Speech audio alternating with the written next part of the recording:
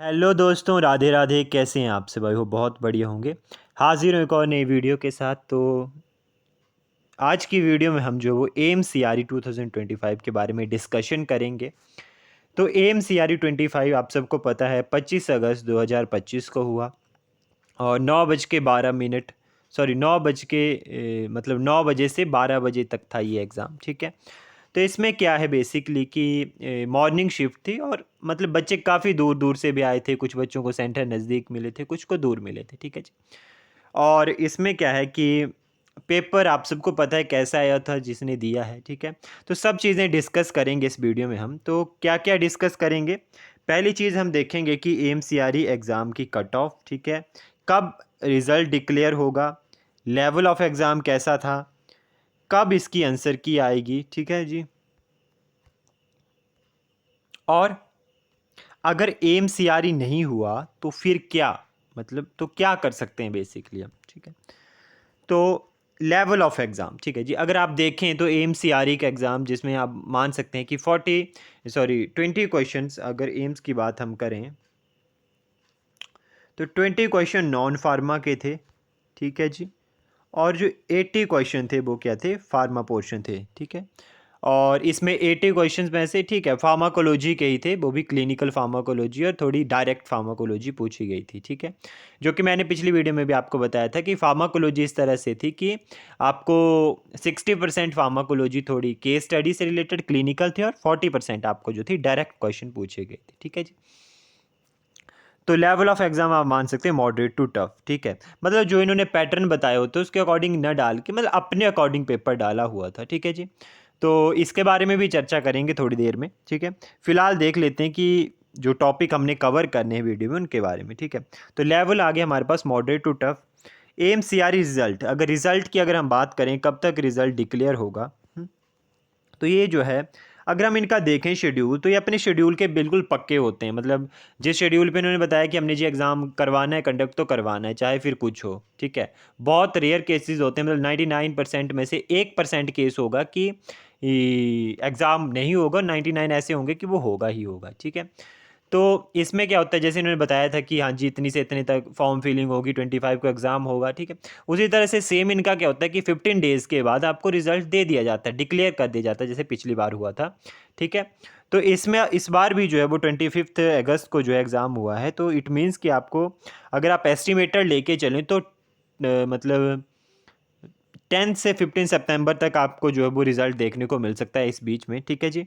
तो इस डेट के बीच में आपको रिज़ल्ट देखने को मिल सकता है, क्योंकि इनका जो रिज़ल्ट का जो होता है, जो भी अपनी क्राइटेरिया होता है वो एक तरह से सटीक होता है, एक डिसिप्लिन मैनर में होता है। ठीक है जी।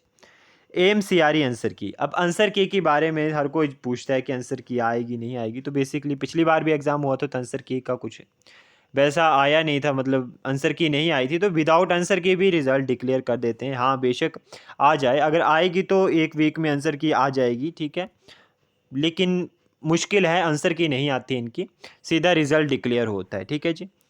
तो इनके आंसर भी अपने अकॉर्डिंग ही होते हैं। अब कुछ एक क्वेश्चन थे जिसमें इथोसक्सीमाइड और बेलप्रेट का था। ठीक है। कुछ क्वेश्चन था तो उसमें मतलब जो है आपके पास हाँ नॉन जो सीजर्स, हाँ नॉन नॉन एब्सेंस सीजर या सीजर से रिलेटेड कुछ क्वेश्चन था। ठीक है। तो इथोसक्सीमाइड भी हो सकता था, बेल्प्रोइक एसिड बेल्प्रोएट भी हो सकता था। तो बेसिकली इथोसक्सीमाइड ज़्यादा उसमें करेक्ट लग रहा था। तो मतलब इनका जो है अपने अकॉर्डिंग जो है आंसर की वैल्यूएशन होती है। ऐसा कुछ नहीं है कि ये गलत आंसर उसको करते हैं, लेकिन मतलब बोलने का कि कुछ क्वेश्चन में हमें लगता है कि दोनों सही हैं, लेकिन ये अपने एक्यूरेटली अपने एक्यूरेट से अपने तरीके से जो है बिल्कुल एक्यूरेट होता है सटीक, उसी को आंसर को जो है वो लेते हैं। ठीक है। तो आंसर की रिजल्ट मतलब बहुत कम जो है डिक्लेयर होती है, डायरेक्ट रिजल्ट आपके पास आता है। ठीक है। कट ऑफ की बात करें, हाँ जी आप तो जर्नल की देखा जाए तो exam tough, moderate to tough था, इजी टू मॉडरेट नहीं था, मॉडरेट टू टफ था। ठीक है।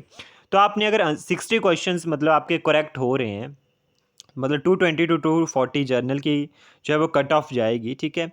और अगर आपके 60 क्वेश्चन अगर करेक्ट हो रहे हैं तो आप मान के चलिए कि आप सेफ़ हैं। ठीक है।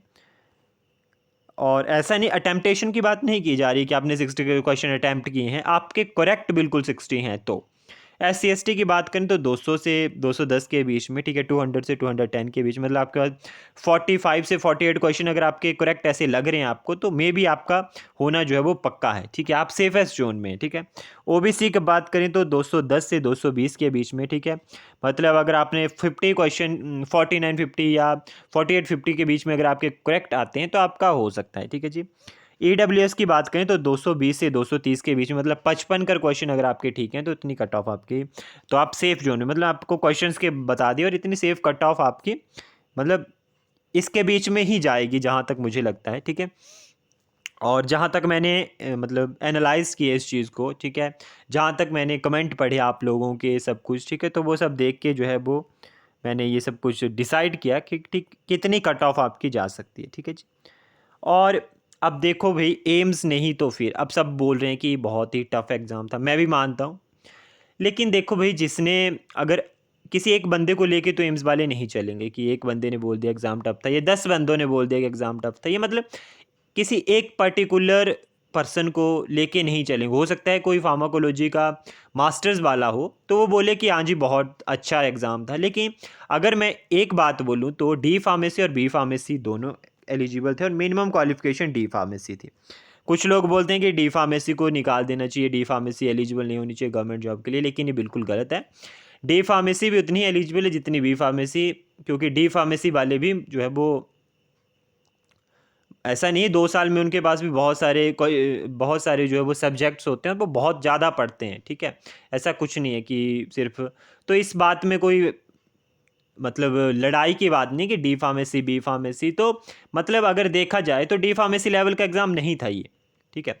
बी फार्मेसी हाँ जिन्होंने GPAT वगैरह क्लियर किया है, हाँ उनके लिए हो सकता है ईजी हो, ठीक है। तो अगर हम देखें तो हमें अब किसी चीज़ को दोष ना दे के कि हाँ जी ऐसा एग्ज़ाम हुआ, मतलब टफ़ था, मैं मान सकता हूँ कि टफ़ था, लेकिन अगर हम ये दोष देते रहें कि एग्ज़ाम टफ़ था या ऐसा था, तो मतलब एक टाइम वेस्ट करने की बात है, क्योंकि मुझे नहीं लगता कि MCRE वाले फिर से दोबारा एग्ज़ाम लेंगे।